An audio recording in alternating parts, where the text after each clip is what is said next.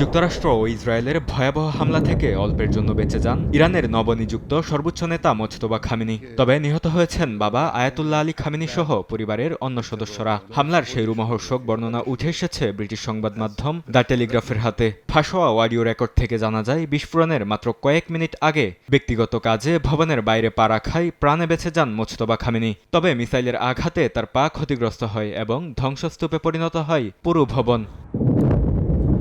হামলায় মোজতবার স্ত্রী সন্তান ঘটনাস্থলেই নিহত হন। তার ভগ্নিপতির দেহ ছিন্নবিচ্ছিন্ন হয়ে যায়, এমনকি শরীর শনাক্তেও কেবল কিছু অংশই পাওয়া যায়। একই হামলায় ইরানের সর্বোচ্চ নেতা আলী খামেনি, আইআরজিসি প্রধান মুহাম্মদ পাকপোর ও প্রতিরক্ষামন্ত্রী আজিজ নাসির জাদেহ সহ শীর্ষ নিরাপত্তা কর্মকর্তারাও নিহত হয়েছেন। দ্য টেলিগ্রাফ জানায়, ফাঁস হওয়া রেকর্ডটি নিহত আলী খামেনির কার্যালয়ের প্রধান মাজাহের হুসেইনির। গেল সপ্তাহে তেহরানে এক বৈঠকে ভয়াবহ হামলার বর্ণনা দেন তিনি। প্রতিবেদন অনুযায়ী খামেনি পরিবার ও ইরানের শীর্ষ নেতৃত্বকে একসঙ্গে সরিয়ে দেওয়ার পরিকল্পনায় খামেনির বাসভবনে হামলা চালানো হয়। হুসেইনি আরও জানান, হামলা এতটাই শক্তিশালী ছিল যে ইরানের সামরিক প্রধান মুহাম্মদ সিরাজির দেহ ছিন্নবিচ্ছিন্ন হয়ে যায়। তাকে শনাক্তে কেবল কয়েক কেজি মাংস অবশিষ্ট ছিল। এছাড়া খামেনির জামাতার মরদেহ পাওয়ার পর দেখা যায় তার মাথা দ্বিখণ্ডিত হয়ে আছে।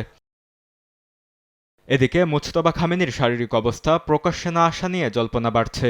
এখন পর্যন্ত তিনি জনসম্মুখে হাজির হননি, কেবল রাষ্ট্রীয় টেলিভিশনে একটি লিখিত বার্তা পাঠিয়েছেন। মার্কিন প্রেসিডেন্ট ডোনাল্ড ট্রাম্পও তার বেঁচে থাকা নিয়ে সন্দেহ প্রকাশ করেন। বরকতুল্লাহ, সময় সংবাদ।